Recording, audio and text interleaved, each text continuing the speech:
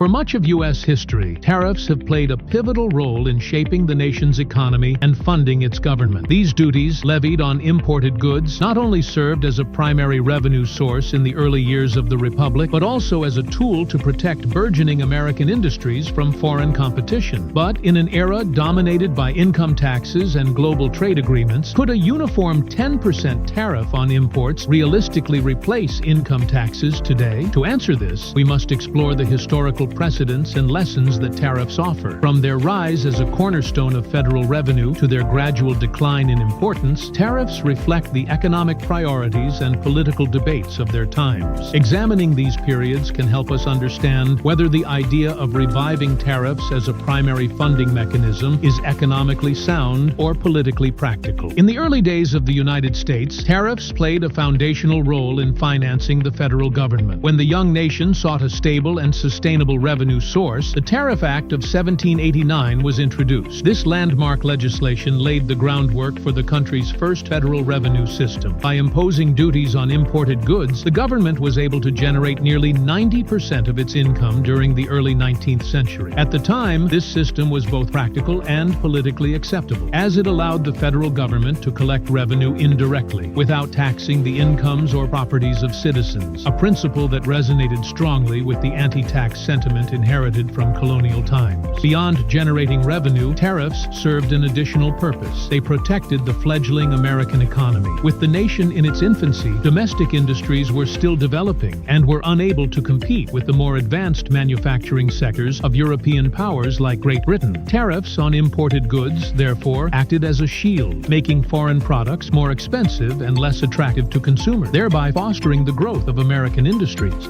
The reliance on tariffs persisted throughout the early 19th century, even as the nation faced economic challenges. From funding public works projects to supporting a nascent military, customs duties provided a relatively stable source of income. However, this system began to show its limitations during periods of heightened national crisis, such as wars, which demanded significant increases in government spending. One such crisis was the Civil War, 1861 to 1865. The conflict posed an unprecedented financial challenge for the Union government. While tariffs were initially increased to meet wartime needs, the sheer scale of the war effort required more revenue than tariffs alone could provide. In response, Congress enacted the Revenue Act of 1861, introducing the first federal income tax. This marked a turning point in the nation's fiscal history. For the first time, the government directly taxed individual incomes, signaling the beginning of a shift away from the near-total reliance on tariffs. Despite the introduction of income taxes during the Civil War, tariffs remained a significant revenue source well into the late 19th century. The protective tariffs of the post-war era continued to serve dual roles, generating income and shielding domestic industries. However, the growing economic complexity of the United States, coupled with mounting political debates over the fairness and efficiency of tariffs, set the stage for a gradual transition toward a more diversified system of federal revenue in the 20th century. This historical reliance on tariffs underscores their importance in the early development of the United States. They were not merely a financial tool, but also a policy instrument that shaped the nation's industrial and economic trajectory. However, as the demands of the government evolved, so too did the limitations of relying solely on tariffs become apparent, paving the way for the emergence of modern taxation systems. The post-Civil War era was marked by rapid industrial growth and intense debates over the role of tariffs in shaping the nation's economic policy. Protectionists argued that high tariffs were essential for nurturing domestic industries, shielding them from foreign competition, and fostering job creation, particularly in manufacturing hubs across the northern United States. This perspective gained significant traction with the passage of the McKinley Tariff of 1890, which imposed an average tariff rate of 48%, one of the highest in U.S. history. Advocates hailed the measure as a bold step to protect American manufacturers, ensuring that domestic goods remained competitive in a market increasingly influenced by globalization. However, the McKinley Tariff faced fierce backlash from critics, who decried its impact on consumers, as the higher cost of imported goods led to a corresponding rise in prices for everyday items. The public outcry highlighted the tension between industrial interests and consumer welfare, fueling political debates that would shape tariff policy for decades. During this same period, Britain's economic trajectory offered a striking contrast. The British government had largely abandoned protectionism in favor of free trade by the mid-19th century. century, believing that open markets and reduced trade barriers would spur economic growth and benefit consumers. This shift, exemplified by the repeal of the Corn Laws in 1846, underscored a philosophical divide between the two nations. While the U.S. leaned into tariffs to bolster industrial development, Britain embraced free trade as a means of leveraging its global dominance. These contrasting approaches not only reflected differing economic priorities, but also set the stage for broader debates on the merits of protectionism versus free trade in an increasingly interconnected world. The Smoot-Hawley Tariff of 1930 stands as one of the most infamous examples of protectionist policy gone awry, with profound economic and political consequences. Designed to shield American farmers and manufacturers from foreign competition during a time of economic distress, the tariff raised duties on over 20,000 imported goods to historically high levels. Proponents hoped that these measures would preserve domestic jobs and stabilize prices in key industries. However, the policy had the opposite effect. Trading partners, angered by the restrictive duties, retaliated with their own tariffs on American exports, leading to a sharp decline in international trade. This contraction exacerbated the economic downturn already unfolding in the wake of the 1929 stock market crash, deepening the Great Depression both domestically and globally. High tariffs, instead of fostering recovery, disrupted global supply chains and stifled economic cooperation at a time when international collaboration was most needed. Politically, the Smoot-Hawley Tariff further tarnished the reputation of protectionist policies, as critics pointed to its role in intensifying the economic hardships of the era. In the years that followed, the United States gradually shifted away from unilateral protectionism, embracing trade liberalization as a cornerstone of its economic policy. Initiatives such as the Reciprocal Trade Agreements Act of 1934 marked the beginning of a more cooperative approach to international trade, paving the way for the eventual establishment of the General Agreement on Tariffs and Trade, GATT,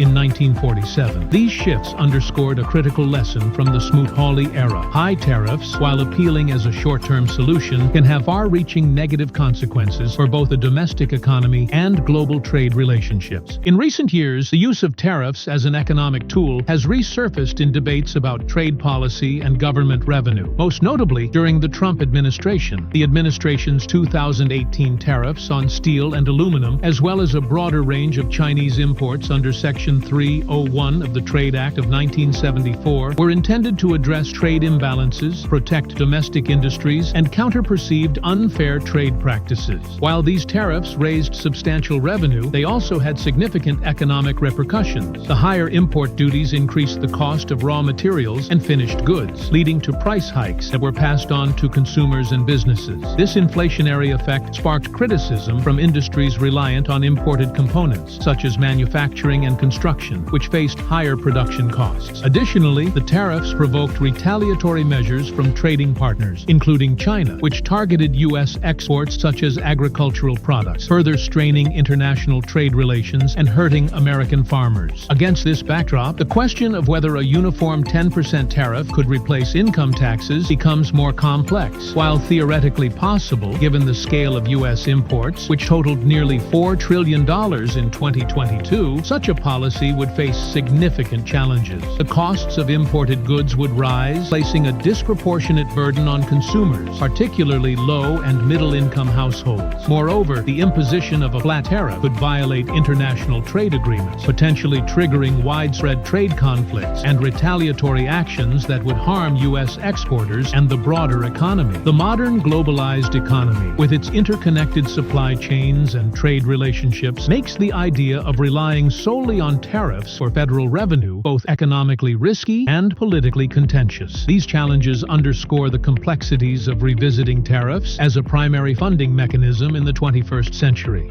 The mid-20th century marked a transformative period in global trade policy, with a significant shift away from high tariffs and unilateral protectionism toward cooperative trade liberalization. The establishment of the General Agreement on Tariffs and Trade, GATT, in 1947 was a pivotal moment, as it created a framework for negotiating tariff reductions and resolving trade disputes among member nations. Over the next few decades, successive rounds of negotiations under GATT systematically lowered lowered global tariff rates, fostering an environment of increased international trade and economic cooperation. This momentum culminated in the formation of the World Trade Organization, WTO, in 1995, which expanded upon GATT's principles to include broader trade issues such as intellectual property, services, and agricultural subsidies. For the United States, these developments signaled a departure from its historical reliance on tariffs as a primary revenue source. As international agreements limited the use of tariffs and emphasized freer trade, the federal government turned to alternative sources of income, primarily income and payroll taxes, to fund its growing expenditures. By the late 20th century, tariffs accounted for only a small fraction of federal revenue, reflecting their diminished role in a globalized economy. The evolution of trade agreements not only redefined international commerce, but also reshaped domestic fiscal policy, highlighting the interconnectedness of global trade dynamics and national economic strategies. This transition underscores how the priorities of governments and economies have shifted from protectionism toward integration, leaving tariffs as a historical relic in the context of a comparative look at the trade and taxation policies of other nations offers valuable insights into the broader implications of tariff reliance. Singapore and Hong Kong are prominent examples of economies that have thrived by embracing low taxes and open trade policies. Both regions maintain minimal tariffs, relying instead on efficient tax systems such as consumption taxes and low corporate taxes to fund their governments. Their commitment to free trade has positioned them as global economic hubs, attracting investments, fostering innovation, and creating vibrant export-driven economies. In contrast, India's historical dependence on high tariffs, particularly during its post-independence period, illustrates the potential pitfalls of protectionist policies. For decades, India imposed steep import duties to shield its domestic industries from foreign competition. While this approach initially spurred some industrial growth, it also led to economic inefficiencies, such as limited competition, technological stagnation, and higher prices for consumers. These inefficiencies, combined with a lack of access to global markets, hindered India's economic development until market reforms in the 1990s introduced tariff reductions and trade liberalization. These contrasting examples highlight a critical role of economic context in determining the effectiveness of trade and tax policies. What works for one nation, such as Singapore's open trade model, may not be directly transferable to another without considering factors like economic structure, industrial capacity, and global integration. They also underscore the importance of striking a balance between fostering domestic growth and maintaining competitiveness in an interconnected global economy, a lesson that remains relevant in the ongoing debate over the use of tariffs as a policy tool. Tariffs play a significant role in shaping consumer behavior by directly influencing the prices of imported goods. When tariffs are imposed or increased, the added costs are often passed on to consumers, making imported items more expensive compared to domestic alternatives. This price differential can encourage consumers to shift their spending toward locally produced goods, potentially benefiting domestic industries and creating jobs. However, the extent of this shift depends on the availability and competitiveness of domestic substitutes. In cases where domestic options are limited or less efficient, consumers may have no choice but to bear the higher costs, which can strain household budgets. Moreover, the widespread impact of tariffs on essential goods and raw materials often results in inflation, as businesses facing increased costs for imports adjust by raising prices across the board. This inflationary effect erodes purchasing power, particularly for low and middle-income households who spend a larger share of their income on basic goods and services. Reduced consumption due to higher prices can also dampen overall economic growth, as consumer spending is a key driver of demand. The interplay between tariffs, consumer behavior, and inflation illustrates the complex ripple effects that trade policies can have on the economy, highlighting the need for careful consideration of their broader implications. The intricacies of modern global supply chains have fundamentally transformed the dynamics of trade, making the implementation of tariffs a complex and often fraught endeavor. Today's economies are deeply interconnected, with goods frequently crossing multiple borders during production. Components manufactured in one country may be assembled in another and ultimately sold in a third, creating a web of interdependence that amplifies the effects of trade policies. When tariffs are imposed, the costs ripple through these supply chains, affecting not just the targeted imports, but also domestic industries reliant on foreign materials. For example, tariffs on steel and aluminum can raise production costs for sectors such as automotive manufacturing and construction, making them less competitive both domestically and internationally. Furthermore, trade wars, where countries retaliate with their own tariffs, exacerbate these challenges by escalating costs and reducing market access for exporters. American farmers, for instance, faced significant losses during recent trade disputes, as retaliatory tariffs from trading partners reduced demand for agricultural exports. The disruption caused by such conflicts can destabilize economies, leading to job losses, reduced investment, and slower growth. The interconnected nature of modern economies underscores the need for policies that account for these complexities, as unilateral tariff measures often generate unintended consequences that outweigh their intended benefits. Balancing national interests with global economic stability remains a central challenge in crafting effective trade policies in an era defined by interdependence. The imposition of tariffs carries significant environmental and ethical implications that extend beyond economic concerns. High tariffs on eco-friendly imports, such as solar panels, wind turbines, or electric vehicle components, can inadvertently discourage their adoption by making them less affordable for consumers and businesses. This creates a barrier to transitioning to cleaner energy sources and achieving sustainability goals, particularly in countries striving to meet ambitious climate targets. On the other hand, tariffs can be strategically used to address ethical issues in global trade, such as promoting better labor practices and discouraging exploitative working conditions abroad. For instance, governments might impose tariffs on goods produced in factories with unsafe conditions or by using child labor, thereby incentivizing foreign producers to improve their standards. However, enforcing these ethical tariffs poses considerable challenges. Monitoring supply chains for compliance, ensuring transparency, and avoiding unintended consequences, such as penalizing vulnerable workers in developing countries, require robust international cooperation and oversight. Balancing these environmental and ethical considerations with economic priorities highlights the complexity of designing trade policies that align with broader societal values while maintaining fairness and effectiveness in global markets. The idea of replacing income taxes with a combination of tariffs, excise taxes, and consumption taxes is an intriguing concept that would fundamentally reshape the U.S. tax system. In theory, tariffs on imports, combined with targeted excise taxes on specific goods such as alcohol, tobacco, and fuel, as well as broad consumption taxes like a national sales tax, could generate substantial revenue. However, such a shift from direct to indirect taxation presents significant challenges. One major concern is the distribution of the tax burden. Income taxes are generally progressive, meaning higher income individuals pay a larger share of their earnings, while tariffs and consumption taxes are inherently regressive. These indirect taxes place a disproportionate burden on lower and middle income households, who spend a greater percentage of their income on goods and services. Additionally, tariffs could raise the prices of imported goods, leading to inflationary pressures that further strain consumers, particularly those already struggling with a rising cost of living. The potential economic ripple effects, such as reduced consumer spending and retaliatory trade measures from international partners, would also need to be carefully considered. Implementing such a system would require a complete overhaul of federal revenue mechanisms, along with extensive public and political buy-in to address concerns about fairness, equity, and economic impact. While theoretically feasible, the practical and societal challenges of replacing income taxes entirely with tariffs and other indirect taxes make this a highly complex and controversial proposition. The political ramifications of replacing income taxes with a tariff-only system would likely provoke significant debate and resistance, driven by concerns about its economic and social consequences. Public support for such a drastic shift would depend on whether the benefits, such as simplified taxation and reduced income tax burdens, could outweigh the drawbacks, particularly higher consumer prices. Tariffs inherently increase the cost of imported goods, which would disproportionately affect households reliant on affordable imports, potentially alienating voters from middle and lower income brackets. Moreover, partisan perspectives on economic policy would play a crucial role in shaping the discourse. Conservatives might view a tariff-based system as an opportunity to reduce the size of government and simplify revenue collection, aligning with their broader goals of deregulation and tax reduction. On the other hand, progressives and moderates would likely express concerns about the regressive nature of tariffs and their impact on economic inequality, as well as potential trade conflicts that could harm U.S. exporters and global competitiveness. Additionally, industries reliant on global supply chains, such as manufacturing and agriculture, might lobby against such a system due to the potential for retaliatory tariffs and increased production costs. The political feasibility of a tariff-only system would also hinge on the ability of policymakers to effectively communicate its benefits while addressing widespread fears of inflation, economic disruption, and inequitable tax burdens. Without a clear consensus and broad public support, transitioning to a tariff-focused revenue model could become a highly contentious and polarizing issue in American politics. Envisioning a future where tariffs